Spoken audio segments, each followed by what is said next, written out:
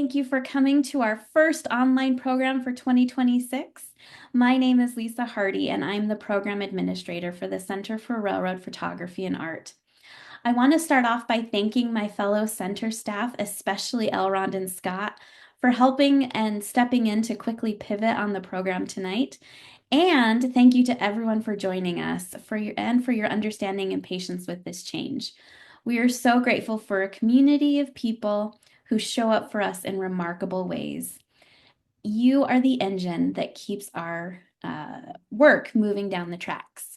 Tell us in the chat where you're joining us from. We love seeing all of your comments and insights, so please use the chat as needed tonight.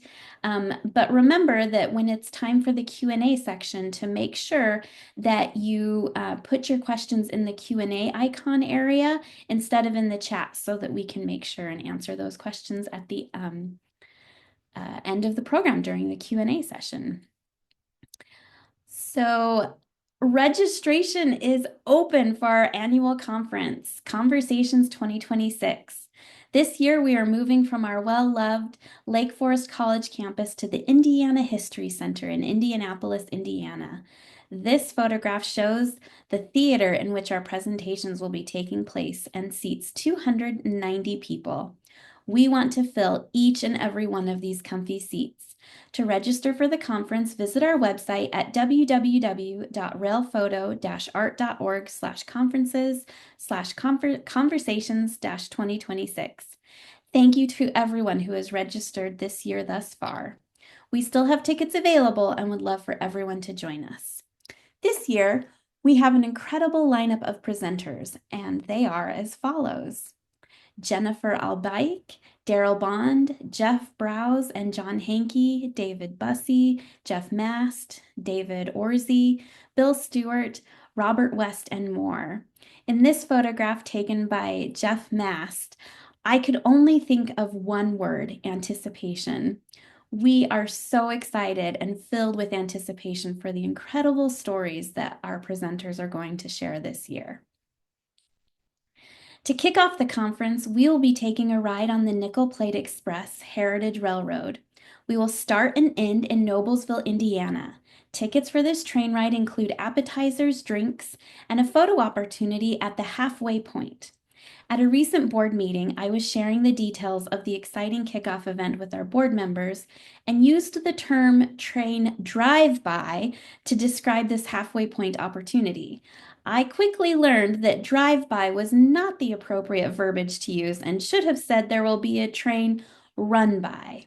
So with this newly acquired knowledge, there will be a train run-by at the halfway point in which riders can step off the train and capture photos of the Nickel Plate Express. No drive-bys will be taking place, only a run-by. You may have heard that Jeff Browse has a new book, Silent Monoliths: The Coaling Tower Project, that will be available in early 2026, and we will be selling it at the conference. If you register now, you can pre-order your very own copy of the book. I've promised to bring a package of black Sharpies so Jeff can sign as many copies as possible for conference attendees. This book is absolutely stunning. You will not want to miss getting your very own copy at the conference. We will also have more books for sale, more information to come soon. Hopefully, I've convinced you to check your calendar and join us for 2026. If not, here's my final attempt. I found these photographs of the last 5 conferences to encourage you to join us, as these images showcase things that can happen each year. Conversation is filled with trains, presentations, cameras, rail-themed art and images, and photographers. You will find friends who will share your love of trains, hats, and other things too. You can meet the authors and photographers who are in attendance and ask them to sign a book, a program, or take a photo with you. You can see trains with friends and cheer loudly because Trains are cool. Finally, you can enjoy a meal with old and new friends and find infinite numbers of connections. Last year, I learned about a graduate thesis by Elizabeth Brown focused on Theaster Gates, a renowned Chicago area artist who really opened my eyes to the importance of art in communities. And the year before, met the first woman to become a locomotive engineer for the Chicago and Northwestern, Leslie Savoy. We are now besties. Who knows who you might meet or maybe make a newfound friendship with? We'd love to see you there. One final note about the conference is that we do have scholarship opportunities. Do you know someone who is up and coming in the railroad photography scene? Encourage them to apply for a conference scholarship. Last year, we were mesmerized by our scholarship winners, Molly Engelman and Joe Strappel. It certainly put many of us at ease that the future of railroad photography and art is very bright indeed.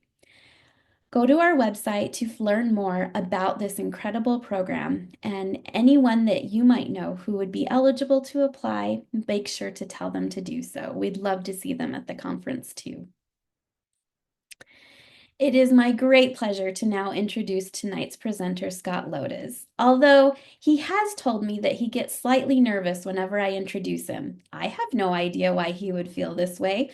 I mean, who doesn't like being put on the spot to sing, perform interpretive dances of railroad history, recite poetry, speak in Japanese, or my personal favorite, become an audience member for a 5-minute, one-person reenactment show of the Broadway musical Hello Dolly, starring, well, me. Don't worry, Scott. I won't ask you to do anything other than present tonight about railroading in the Lone Star State because J. Parker Lamb and Fred Springer are really great photographers. Scott became the center's full-time executive director in 2011. In 2013, he succeeded John Gruber as president and editor of the center's journal, Railroad Heritage. Hailing from West Virginia, Scott has loved trains since birth. He took a photography at Case Western Reserve University in Cleveland, Ohio, where he graduated with a degree in mechanical engineering. Steering in a completely different direction from engineering, Scott's professional pursuits have led to his photographs and writings appearing in a variety of publications, and he's given countless presentations at conferences, museums, and historical societies. One final note, Scott also has great patience with my silly sense of humor, and I always appreciate hearing his no laugh. Yes, it's a thing. It's a laugh that means he will not be participating in my requests for interpretive dancing. Scott, I'll turn it over to you. Well, thanks so much for that, Lisa, and I really appreciate the fact that I don't need to do interpretive dance. I think the audience probably appreciates that even more. Um, but so glad to see so many people online tonight. Thanks for the wonderful introduction. Let me share my screen, and then hopefully we'll be ready to get this train out of the station. Looks great, Scott. And that's full screen now? It is. Fantastic. All right. Well, thanks again, Lisa. And thanks everyone for joining us tonight. I love sharing our collections at the center, even when I'm doing it on short notice. As Lisa said, we had to make a change in our lineup due to some unforeseen circumstances that came up last week. Unfortunately, I already had this program on deck. I prepared it for the Lexington Group in Transportation History's annual meeting back in November, and that was in Fort Worth, Texas, hence the Texas theme. And we have no shortage of great railroad photography to share from the Lone Star State. And that is thanks mainly to two photographers in our collections, J. Parker Lamb and Fred M. Springer. They both spent much of their lives in Texas, and they both photographed their local railroad scenes heavily. I love spotlighting this kind of photography that's in depth and close to home. But I have to tell you, I am not an expert on Texas. And I was even getting a little bit nervous with seeing all of those check-ins from local Texans joining us tonight. So before we get started, I have to say a great thanks to Joe McMillan and Rick Malo, two Texan members at the center who have helped me put together various versions of this program, both with locations as well as local pronunciations. So in those moments when I sound like I might know what I'm talking about, it's thanks to them and to the photographer's notes. Any mistakes are entirely my own. So let's get this train out of the station. We'll begin in Fort Worth with a 14-car Texas Chief arriving from Chicago on the Santa Fe in March of 1969. Those U-28 CGs were less than 3 years old at the time. They have just crossed the West Fork of the Trinity River, which the Burlington and the Rock Island also crossed on those silver truss bridges in the background. For railroads, Fort Worth is essentially the neck of an hourglass for lines coming in primarily from the north and the south, and then with the T&P running across the middle of them. We'll zoom in to take a closer look at downtown, and I have to say that all of my maps are from the outstanding rail.guide site and app, and I cannot recommend it highly enough. So we'll zoom in here and look at the area here at downtown. And photographer J. Parker Lamb was standing up here on the North Side Drive overpass looking north. There are two big interlocking towers that controlled much of the downtown trackage in Fort Worth. There was Tower 60 up on the north side, where several of these lines came together, and then the much better known Tower 55, where the major north-south routes crossed the east-west main line of the Texas and Pacific, or the Missouri Pacific after 1963. We'll get to Tower 55 in a moment, but we're going to linger here for a few more slides, and I want to point out you can actually see Tower 55 on the horizon in the distance here. Here's what this looks like as of August 2025. The Santa Fe is now BNSF's Fort Worth subdivision, which was recently double-tracked. The Burlington's Fort Worth and Denver is now the BNSF Wichita Falls subdivision, and then the Rock Island, mostly hidden in the trees at right, is now the UP's Duncan subdivision. And then beyond all of them is the new concrete viaduct for TexRail's line to DFW, which opened in 2019 and is a great service. Here's my own river level view of that new bridge with one of their Stadtler Flirt rail cars crossing from the trip in November there. Now, back in 1969, Parker photographed trains on all of these lines as they existed then. This is the Burlington's Texas Zephyr coming in from Denver as Rock Island switchers worked the lead for their Peach Yard in the distance. Turning around, here's a Burlington freight heading north on that same afternoon as a Rock Island piggyback train prepares to depart from Peach Yard in the distance. And then that truss bridge in the background at upper right carries the T&P line to Texarkana. And here's a better view of Peach Yard as an SP transfer comes south behind a Baldwin diesel still lettered for Texas and New Orleans. Leading that piggyback train was a pair of U-28s, then barely 2 years old. And here's what this looked like as of July 2025, with the main line still in place, many of the yard tracks gone, and that new TexRail line over there on the left.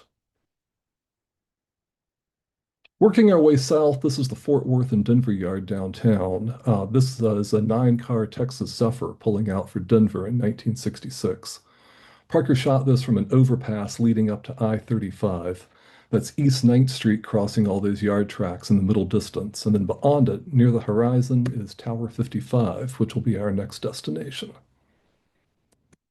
And here it is on a summer afternoon in 1975 as an MKT switcher heads north across the Missouri Pacific tracks.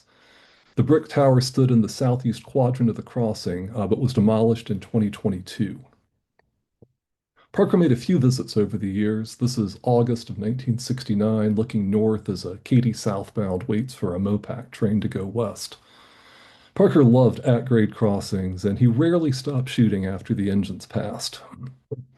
That led to low-angle views like this one with the undercarriage of one train framing another train, and these really became hallmarks of Parker's style. This is that same Katy train a few minutes after the prior shot. And then here's another variation on that theme. This is from 1974 with a Santa Fe switcher putting together a local freight as another Mopac train passes. And then here's one more view from Tower 55, a running meet between a Santa Fe local heading north as an MP train comes south in August of 1979. From here, we're going to go 3 miles west on the T&P main line for 2 more views of Fort Worth before heading beyond it. This is Lancaster Yard, named for former T&P President John Lancaster, with downtown skyline in the background. It's a big road freight heading west behind 6 GP35s with tonnage for El Paso on a hot August afternoon in 1969. After assuming control of the TNP in 1963, Missouri Pacific began to modernize the yard, renaming it Centennial Yard in 1971 for the TNP's 100th birthday. This photograph was taken the following spring in 1972 as a pair of SW9s worked the hump. Union Pacific renamed this Davidson Yard in 2007 to honor their retiring CEO. Now, at this point, I'd like to say something about the photographer. J. Parker Lamb passed away a year ago at the age of 91. He presented at our Conversations conference in 2015, and he then donated a carefully curated selection of his photography to us. He was born in Alabama in 1933, and he grew up in the railroad town of Meridian, Mississippi. He went to college at Auburn, where he studied mechanical engineering, and he later earned master's and PhD degrees from the University of Illinois at Urbana-Champaign.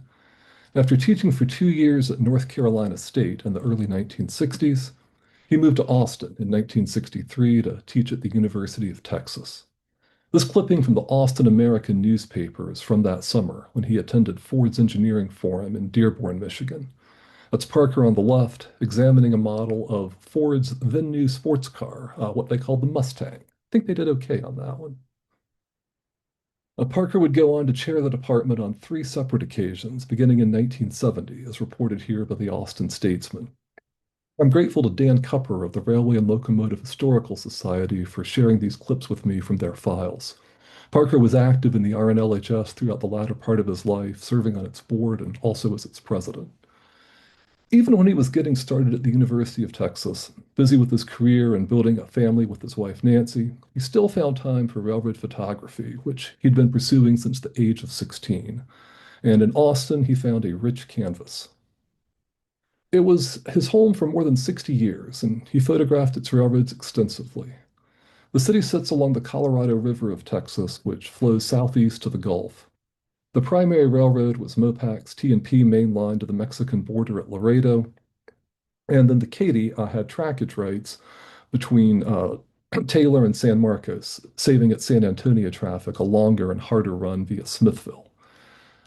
And then the SP had a branch line that split northwest of Austin at Burnett. So Parker had quite a lot of railroading within a 50-mile radius, including several junctions and at-grade crossings. And then just a little bit further north of this circle was Temple and the busy Santa Fe, and then not much further south was San Antonio in the southern Pacific. One of Parker's favorite Austin spots was this S-curve just south of the city, where a quartet of GP-18s led a Mopac freight north on a June evening in 1964. Parker did most of his photography during the summer and other school breaks. This is the Texas Eagle coming north in December of 1966. It was due into Austin at 3:46 p.m., just before sunset in the short days of winter. And here's one of those Katy trains running on trackage rights, a freight heading north behind F units in May of 1965. The Katy still had passenger service in Austin when Parker arrived there. This is their Texas Special with the state capitol in the background. The occasion for this shot is the train's last departure from Austin for San Antonio in July of 1964, and that was when the train was cut south of Dallas. Here's a Katy freight the following summer, passing MP's local switcher at the passenger station, and note the sign at far right.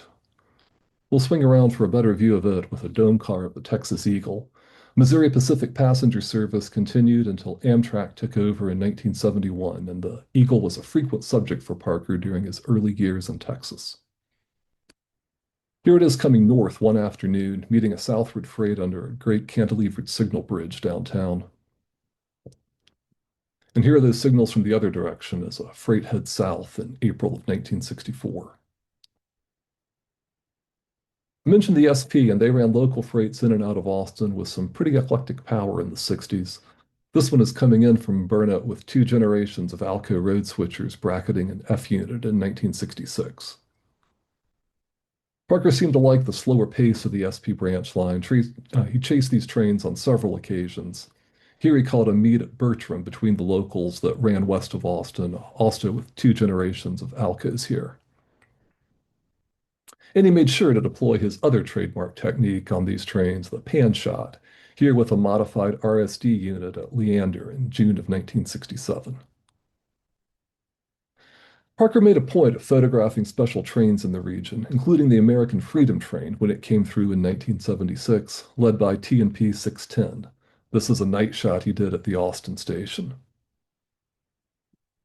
But to me, the real strength of Parker's photography wasn't in the special trains or events, but in his thoughtful portrayal of the everyday drama and beauty of railroading.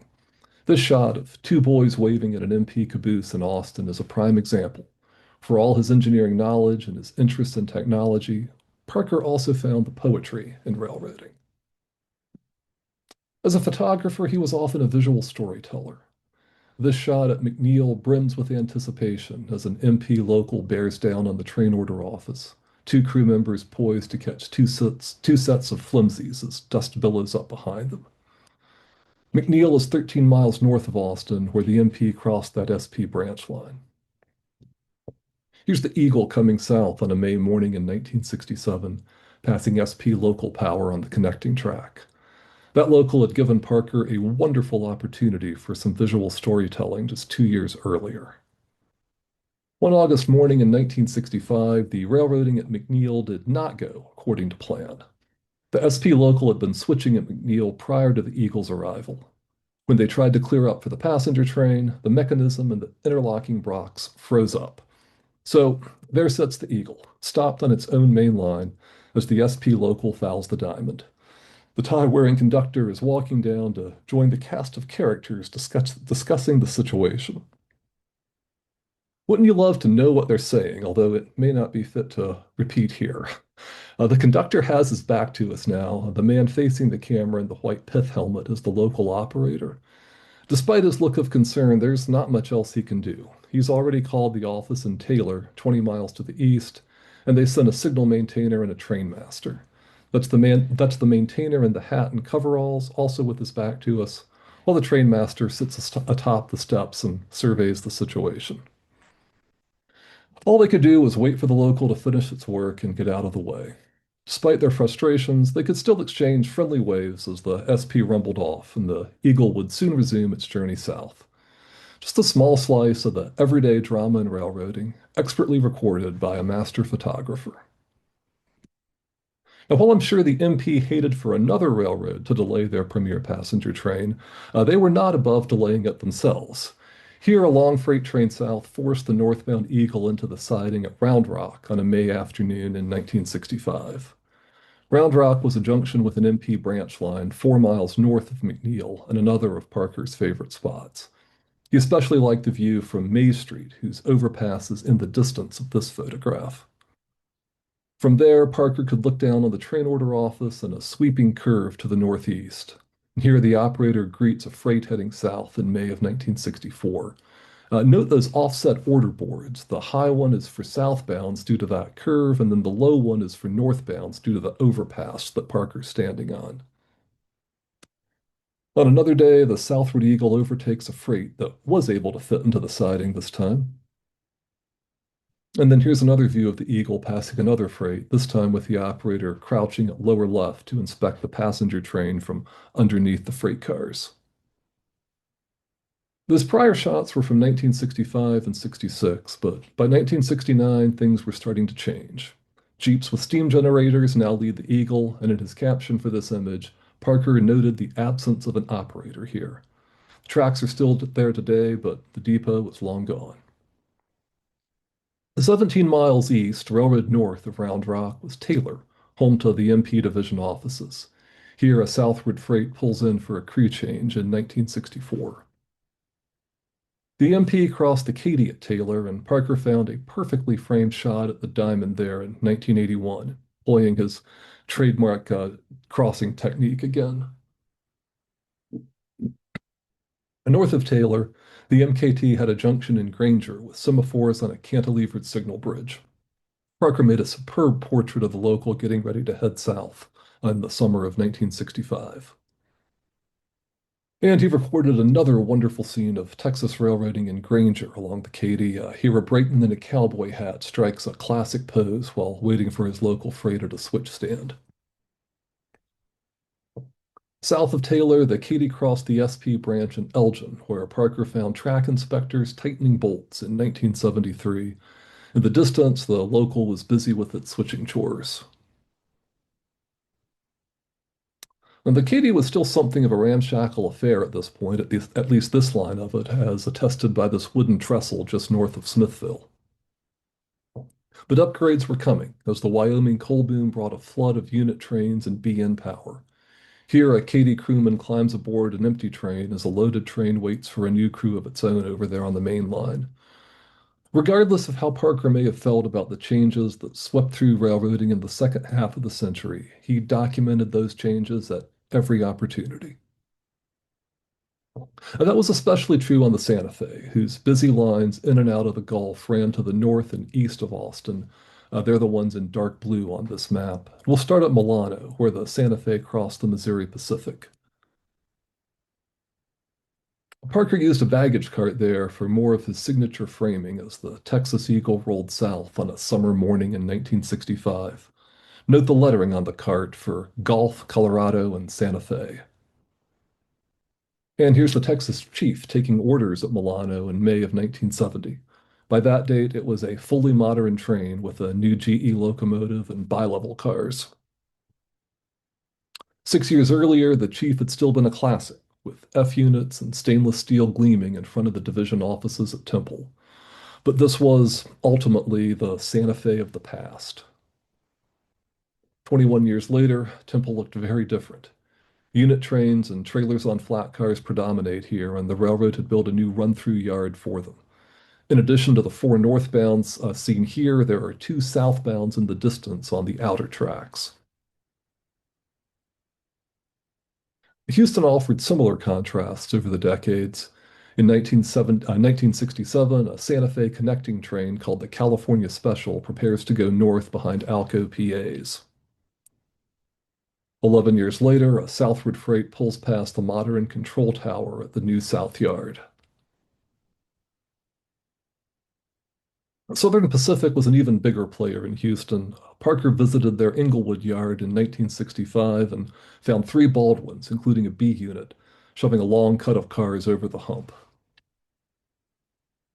Houston was pretty far from Austin, though, and Parker shot the SP a lot more in San Antonio, which was a pretty quick trip down I-35. The SP in San Antonio looks pretty wild to me, with the main line making an enormous dogleg through the city's east side neighborhoods. We'll visit three spots here, each marked by those black stars working from east to west. First, where the SP crossed the Katy at the edge of town, then the SP's main shops and yards near the middle of the inset map, and then finally we'll look at the MP's downtown station. Here's a long westward train entering San Antonio in 1965. You can see the end of the train to the left of the lead unit. GP9 3483 was less than a decade old, but already looking worse for the wear. This is where the MKT ducked under the SP, and here's a Katy freight heading north towards Austin in January of 1965. Parker's favorite spot in San Antonio was at the west end of East Yard, where an overpass on Olive Street offered good views in both directions. This is the Blue Streak merchandise pulling out on a March afternoon in 1965 for an overnight run across West Texas. The view the other way includes the locomotive shops and one of those big curves in the main line. This is a mixed freight east pulling into the yard behind a ragtag assortment of power in 1964. 4 years later, new GE six axles lead an 8-unit consist on a piggyback train. Parker even called a pair of SP's twin-engine units in 1970, dwarfing the U-boat in front of them. And here's classic passenger power on the Sunset Limited in 1972. Technically an Amtrak train then, but still looking for all the world like an SP streamliner. And here's one more view looking the other way. I had to include this since Parker caught a U-50 leading a train west out of the yard right before sunset in September of 1970.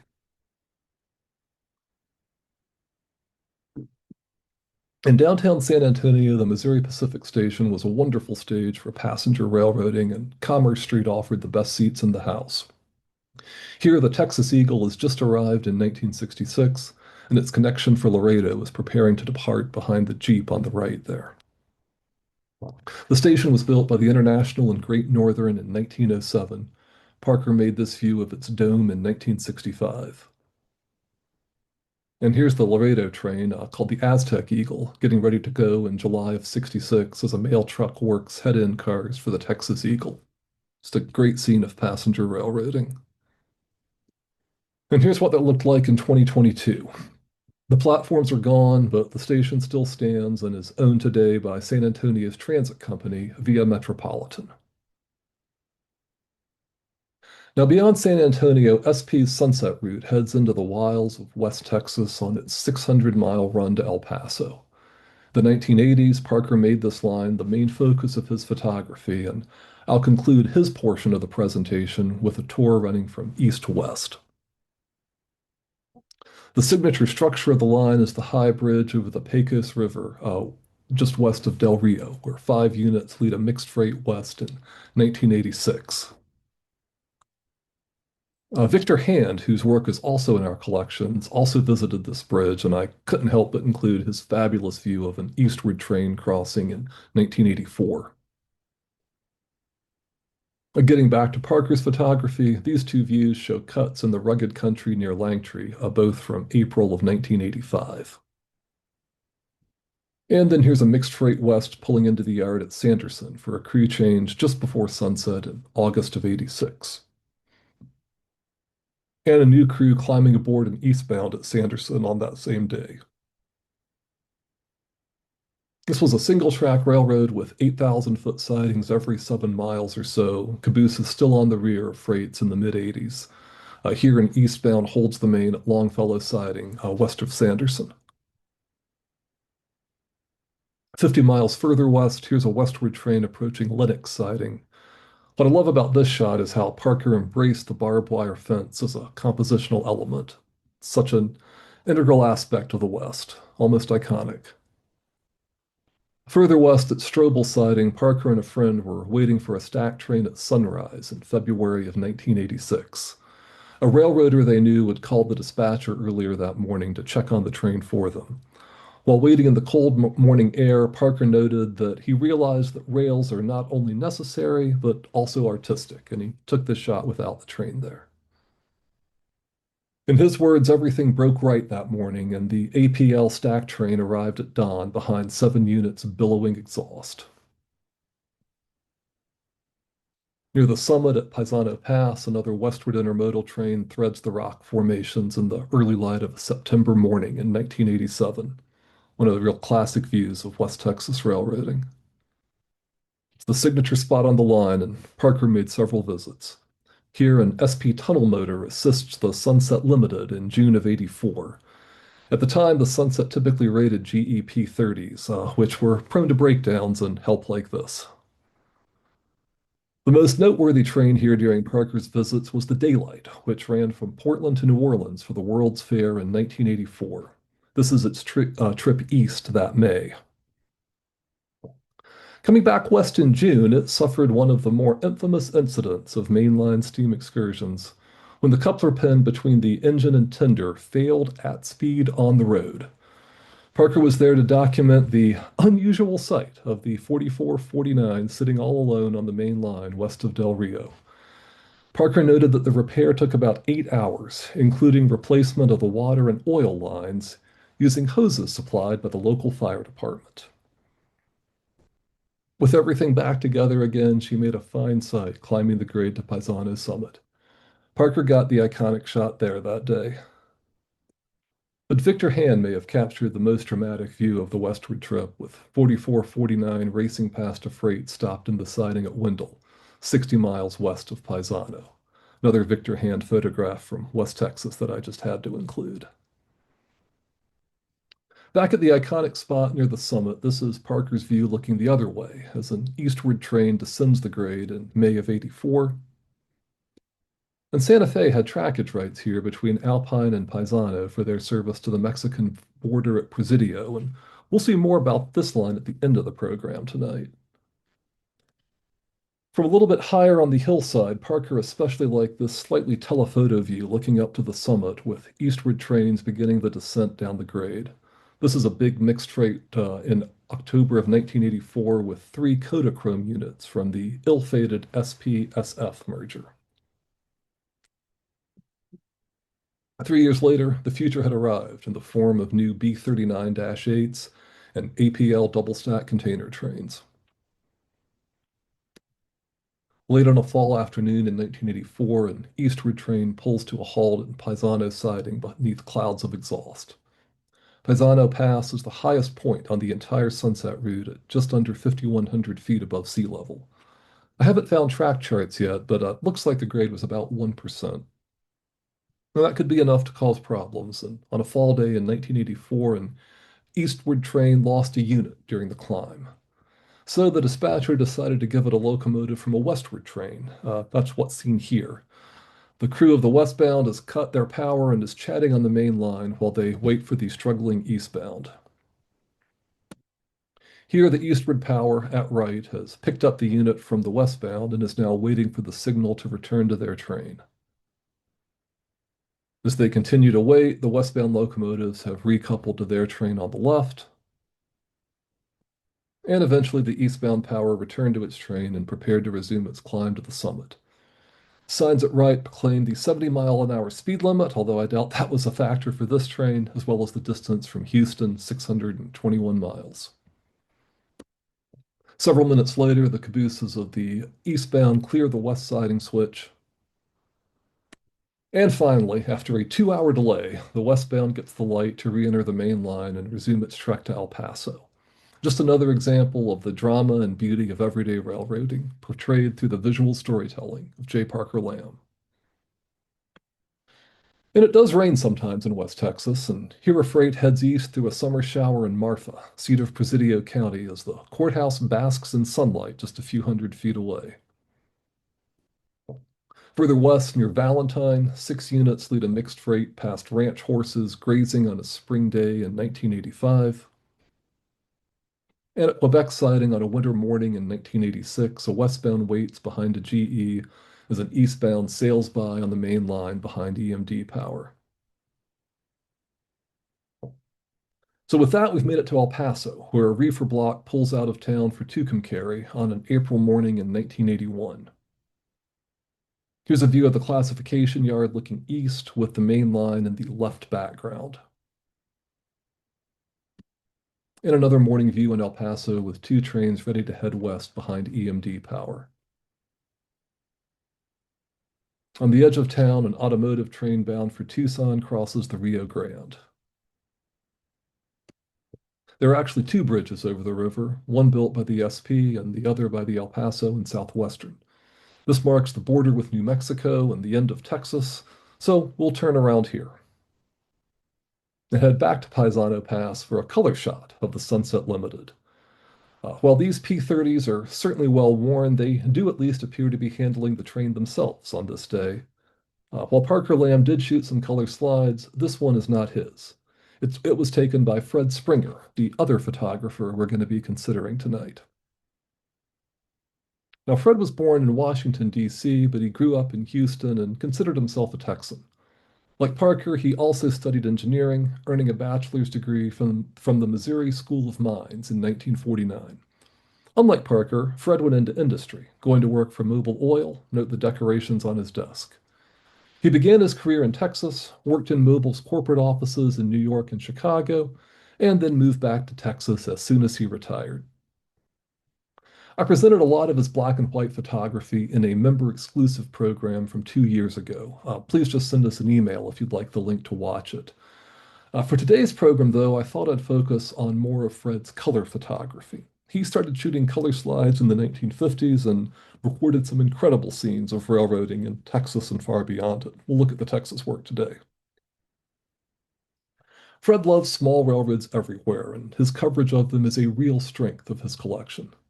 One of his favorites was 50 miles west of Abilene, the grandly named Roscoe, Snyder, and Pacific Railway. Roscoe was their base of operations with a quintessentially short line shop and yard facilities, seen here on a morning in 1959 when Fred would end up riding with the crew on the train to Snyder. Here they are climbing aboard their number 200, an SW-8 that was built in 1953.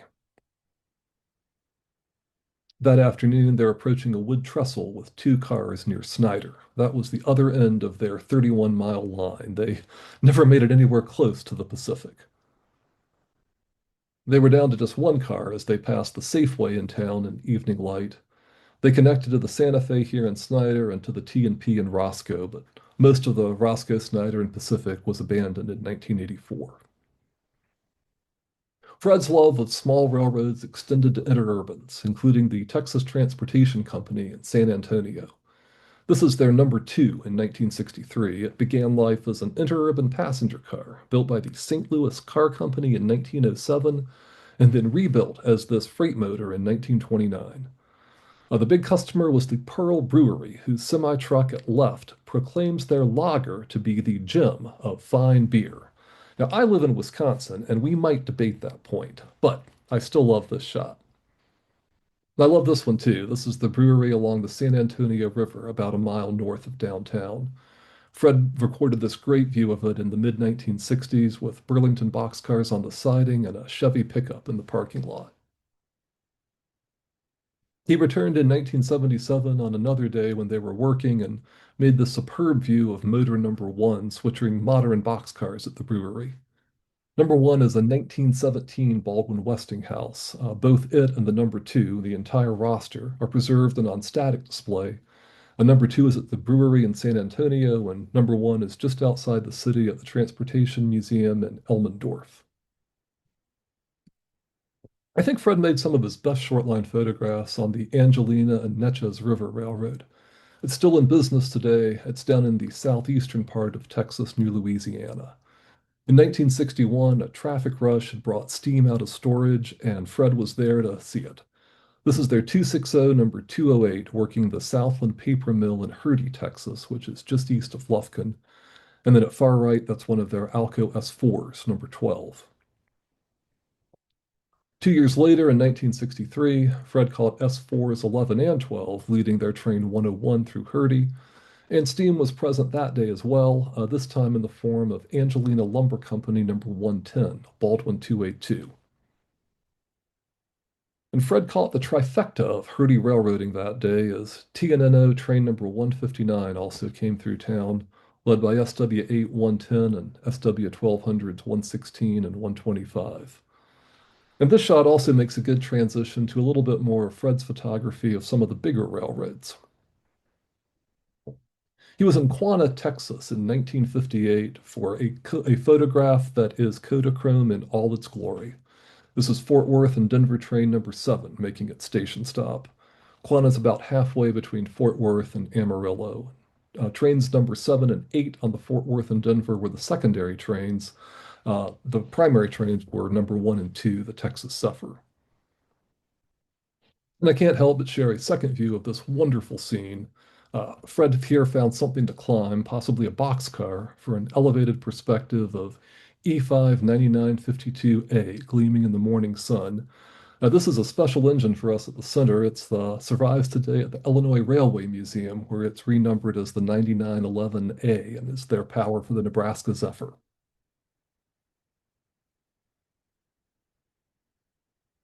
Fred caught a freight train in Quanah that same December day with a pair of SD7s.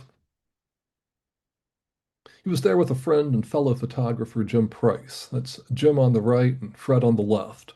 Fred was 30 years old when this picture was taken. They're at the Santa Fe Depot at Chillicothe, Texas, 13 miles east of Quanah, where the Santa Fe crossed the Fort Worth and Denver. Quanah was an interesting place. It was a junction with both the Frisco branch line and the Quanah, Acme, and Pacific Railway, which ran 117 miles west to Floydada, also not the Pacific, and was controlled by the Frisco. These are all Fred's photographs from that same December day in 1958. And I love the tank cars and that wood caboose. Here's one more from Quanah, a view looking across the turntable and into the roundhouse. Yard shops, depots, and roundhouses were all common subjects for Fred, whose railroad photography interest extended well beyond trains and locomotives. Here's another roundhouse and turntable scene. This is on the Fort Worth and Denver back in Fort Worth. This was in their yard that was just east of downtown, and I-35 practically runs through this site today. In March of 1959, though, a worker was hosing down the tender of 282 number 407. The railroad was still using the 1915 Baldwin to switch the yard, but the engine would be scrapped just a year later. Fort Worth and Denver passenger trains use the Texas and Pacific Station in Fort Worth, whose incredible Art Deco tower opened in 1931. It stands south of downtown, immediately west of Tower 55. It's a great shot, but the occasion was a somber one. This was the last run of the Texas Zephyr just before the station closed in 1967. Thankfully, that wasn't the end for the building, though. It reopened in 2001 after a full restoration. It's now the western terminus of the Trinity Railway Express, which is the commuter service that runs between Fort Worth and Dallas. Over in Dallas, Fred found some great light on Santa Fe 303 at Dallas Union Terminal in August of 1959. The evening sun angle here suggests this could be train number 112, the Chicago Express, preparing for its departure, which was at 8:15 p.m. It would have connected with train number 12, the Chicago one, at Oklahoma City early the next morning. You could still find working steam at Dallas Union in 1959 in the form of their 060 number 7, a 1924 Baldwin. A little later that same day, Fred found it switching T&P business car number 1 along with a Burlington heavyweight. Amtrak and TRE both stop here today, but I don't think you'll find any steam switchers or Warbonnet F units. 7 years later, Fred made a wonderful color photograph of his hometown Houston Union Station, where Missouri Pacific equipment flanked Santa Fe's California Special on January 16th, 1966. The last train departed from here in 1974, and the tracks are all gone, but the brick station building it left remains. It serves now as the lobby for Minute Maid Park, home of the Astros baseball team. Now, it doesn't snow often in Texas, but it can happen, as Fred's photograph in Lubbock from the winter of 1959 will attest. On this day, he was on his way to St. Louis by train, cameras in hand. Here's his ride, the short but grandly named Eastern Express to Amarillo. It's at the platform in Lubbock here, looking to have far more express traffic than passengers for this day's trip. On the northward run, the passenger train overtook a freight with a quartet of FTs. It's holding the main here as the passenger train runs around it through the siding. The winter sky and that wisp of steam from the heating line both speak to the cold weather that day. By the time they reached Amarillo, though, the sun was fully out with no traces of snow remaining. On the left is train number 2, the San Francisco Chief, and I believe Fred would have boarded it to continue his journey east. We're going to double back south, though, for another northward ride aboard train number 94, the Eastern Express again, once again overtaking another freight with a quartet of FTs. This one's at Plainview on January 30th, 1960, a year after the prior trip. Fred loved riding in the last car and photographing out the back, much like the legendary railroad executive and photographer John Walker Barriger III had done a generation earlier. Fred took this shot 12 miles north of Plainview at Crest, Texas, a simple but poignant view of the railroad and small-town American life. The late afternoon sun rakes across the scene, a car starts to cross the tracks after the passenger train clears. Back there by the depot under the order boards, a woman walks down the platform with 5 children. I like to think they may have just disembarked from a train ride. The depot was removed some years later, but still stands today in Brownville, Texas. And here's one more shot from that trip on January 30th, 1960. This is Canyon, Texas, where the line joins a branch coming up from Pecos and briefly turns east-west, aligning for the sunset here with the grain elevators, water tanks, and that one lonely train order signal lining the horizon. We're going to head south from the Panhandle and out to the West Texas oil country, which Fred loved, for a few views of the Texas and Pacific, all prior to the Mopac takeover in 1963. This is the Texas Eagle out near Colorado City, 230 miles west of Fort Worth, on a May afternoon in 1958. And here's train number one at Big Spring in 1960. So many great details in this shot. I love that station wagon on the right, as well as the Missouri Pacific piggyback trailer on the left. The following month, and 45 miles further west, Fred recorded a T&P scene for the ages. Beneath a sky that seems to mirror the railroad's colors, the Eagle rolls west as a freight holds the siding at Bounce. At left is U.S. Highway 80. Bounce is between Midland and Odessa, Texas, heart of oil country, as well as Texas high school football, the latter made famous by H.G. Bissinger's book Friday Night Lights and the TV series and movie it inspired. The next sighting west of Bounce is Pegasus, where Fred photographed a freight with an ABAA set of F7s in the fall of 1958. And things could sometimes go wrong, and when they did, they'd send out the steam wrecker, which Fred caught working near Odessa, also in 1958. Now, I've shared this black and white photograph too, but Fred also shot this scene in color, although not on Kodachrome, and sadly the slide has faded and shifted quite a bit with time. But thankfully, with some digital processing, we were able to bring at least some of it back and probably could do more still. I think we can trust the wrecker to restore the main line here. We have one more stop to make before we bring this into the station. We'll stay in West Texas, but jump forward more than 3 decades to 1995, when the South Orient Railroad was operating the former Santa Fe line to the Mexican border at Presidio. Now, the South Orient didn't last, but after being out of service for years, the line reopened last year as the Texas Pacifico. It's jointly owned by the Texas Department of Transportation and Grupo Mexico. I'm sure Fred would have been there were he still with us. Instead, though, we'll join him back in February of 1995, a heady time in West Texas when Fred traced a passenger train over the whole length of the then upstart South Orient. And I think this was a private rare mileage trip.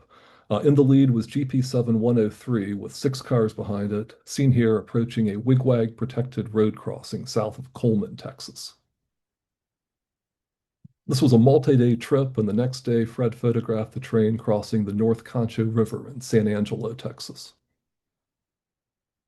He made this nice going away shot at Santa Rita, showing all of the stainless steel cars with 2 domes and the rounded observation. A very proper little pocket streamliner. And he caught the 103 on a low trestle at milepost 912, which is near the US 67 crossing to the northeast of Alpine. The 103 was built in 1950 for the New York Central, long way from West Texas. It eventually went to the Chicago and Northwestern before coming to the South Orient and later served on the Fort Worth and Western. Here's the train at the South Orient's office at Alpine, Texas. Like the Santa Fe before them, the South Orient had to run for 11 miles over SP's Sunset Route before getting back to its own track. Fred got a great shot of a railroader throwing a switch behind the round-end observation car. Out on the high iron of the Sunset Route, though, SP had a few of their own trains to run west ahead of the South Orient train. So Fred set up this low trestle at milepost 617, just below Paisano Pass, to watch the parade go by, starting with a stack train led by a GP60 in Rio Grande-inspired paint. The piggyback train then followed with a GE leader, and then the South Orient train, with the 103 working hard on the climb to the summit. With the train back on home rails, Fred climbed to the top of this cut near the end of the line at Presidio to show the engineering of the railway and the wide open landscape of southwestern Texas. The Mexican border isn't far ahead, and that was the end of the line for this trip. Fred had taken this shot a couple of days earlier, but with the train heading into the setting sun, it's a nice one to end on. So we'll wrap it up there and let you know that our next online program will be February 10th, when Lisa and Adrian from our staff, along with Justin from our board, will present their program, Dining in Motion. That should be a lot of fun. You don't want to miss it. You can also join us in person at our annual Conversations Conference, which will be in Indianapolis over the weekend of April 24th through the 26th. In the meantime, follow us on social media at RailPhotoArt and visit our website to learn more, railphoto-art.org. If you're not already a member, you can join us there. If you already are a member, thank you so much for your support. While on our site, you can also buy the book we published about J. Parker Lamb's photography. It includes a lot of those Texas shots and a whole lot else. So thank you so much for joining us this evening. Thank you again for our forbearance and the last minute program change. I really hope you enjoyed this look at Texas railroading through the lenses of J. Parker Lamb and Fred M. Springer. I sure enjoyed sharing it. It's always such a pleasure to share the work from our collections. Thanks again for tuning in, and I'll be happy to take any questions if anyone has any. Great job, Scott. And we didn't talk about this, but you showed some of my favorite things, the wigwag signal and the chief. I It mean, you can't pass up a wigwag signal anytime you have a chance to include one. excuse me, I agree. And in the chat, so many great comments coming through. Mm. But Larry Sully asked, what was JPL's camera of choice? Yeah, great question, Larry. Parker shot with 2.25. I think he used a few different 2.25 fixed lens cameras. Through the lens or the ones where you look down through the waist level viewfinder, twin lens reflex cameras. Um, Mm. and he actually modified one of them using the mechanical engineering shops at the University of Texas, because most of these cameras came with a kind of a normal focal length lens, probably a 75 or an 80 millimeter lens. Out there in West Texas, especially, Parker really appreciated a little bit of a telephoto perspective. And so he got the camera box, but then got a large format lens, I think a 150 or maybe a 180, and then a piece of steel pipe and welded all of this together to make himself a telephoto lens using or telephoto camera using a large format lens on the medium format camera body. And he took some of the shots that I think that were taken tonight. He used that camera for. We actually have it in our archives. If I was at the office, I'd show you. But if anyone wants to see it, send me an email. Happy to take a picture and send it. It's really a great piece of camera ingenuity, and I think shows Parker's brilliant mechanical mind. And also is a great reminder of a time when like cameras were things you could work on yourself instead of being, filled with microchips that you basically have to replace if you can't use them anymore. Gotta love Right. those engineering backgrounds. No, it's Yeah. unlike any other artifact in our collections, that's for sure. No, no. And he still had such a creative mind too, so he really balanced both sides of that mind.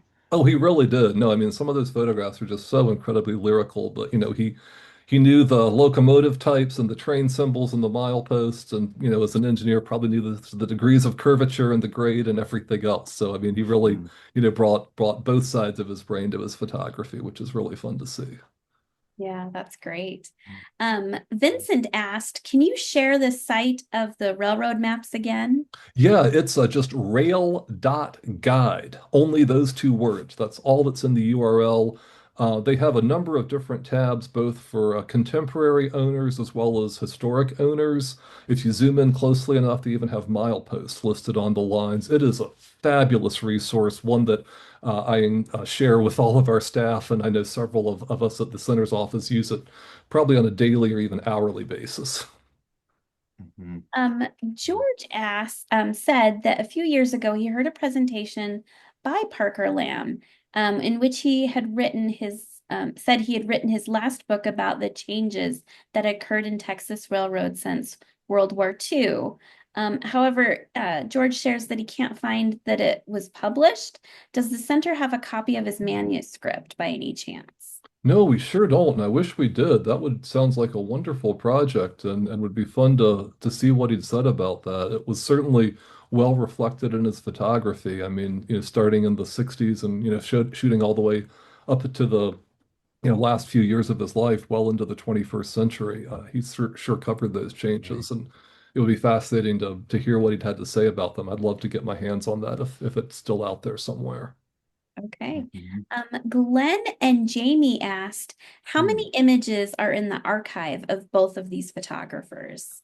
Well, so Parker's, as I mentioned, is actually quite small. Even before we had come up with the idea ourselves as a way to help manage our collections growth, Parker donated a curated selection of his work. So he picked out about 3,000 of his best negatives and maybe 1,000 or so slides and donated those with scans of all of that work, which he did himself. And as far as I know, that's all of his photography that he elected to have preserved. Now, Fred's collection, on the other hand, is an enormous collection, one of the first really big ones we took on, and Fred and his wife Dale made a very generous bequest to help fund the processing of it, and really to help sort of establish the center's archival policies and practices and help us take those to a higher level and sort of start on the growth that we've been so fortunate to have. But Fred's collection is, I think, about 50,000 color slides and then 7,500 or so black and white negatives. He shot a lot of black and white starting in the late 40s and then through the 50s into the 60s, and then only occasionally after that. He really shifted to color in the 50s and 60s, but always used good equipment, Kodachrome most of the time, and just had a great eye, not only for locomotives and trains, but also for infrastructure and scenes of railroading. And he loved those small railroads. I mean, we could have been here all night, or I could have been photoshopping images all night to get them ready to prepare for all of the different little railroads he visited all over Texas, and throughout the rest of the country. It's really a charming and fascinating part of his collection. Wonderful. Joseph asked, how many images are in the center's archives now? Yeah, so we have about 600,000 images in our archive right now, primarily photographs, although we do have several hundred paintings at this point. Um, And we also have standing commitments for almost that many more, both paintings and photographs. It'll certainly push the number well above 1 million. And we continue to review new submissions as we go. There's information about all of that on our website at railphoto-art.org/collections. If anyone's interested in finding out more about our submissions or donations process, there's a tab specifically about that. Always happy to look at those, and it's just been so much fun to build up our archives and be able to share them. Yeah, that's great. Yes, Oh, and yes. it's always fun to see the new things that are coming in. So And boy, I should have said it earlier, but I just cannot thank our archive staff enough for the Herculean efforts they put into our collections, and our Hmm. reference and processing archivist Gil Taylor, who helped me out with images specifically for this collection, including fact checking a few Fred Springer slides earlier today when I had some last minute questions about them. He was really great to check on several of those for me to hopefully make sure we got all the locations and dates right. Hmm. Elrond, it looks like a question just came in about this book special that we have coming in. Do you want to It relay did. some of those again? Yeah, so I just put it back into the chat, the link that you can take advantage of the book sale. It's 40% off and discounted shipping. So click that link in the chat. It's railphoto-art.org/lamb-sale. All But it's right. right there in the chat. So just click that and that'll take you right to it. It's a great book. You can see I've got mine. I've got mine behind me, and every time I pull it out to reference something, I get lost in it all over again. It's a really beautiful book. It is. It's an easy problem to have. Jeff Browse and Wendy Burton did the design work. They do absolutely gorgeous work on that. And then Kevin Keith and Fred Fraley did the writing for it. So just an incredible assemblage of talent went into putting that book together. That page will be live through Monday, and then we'll take it offline again. We had an earlier book sale that we ran in November that was bigger and that book was part of.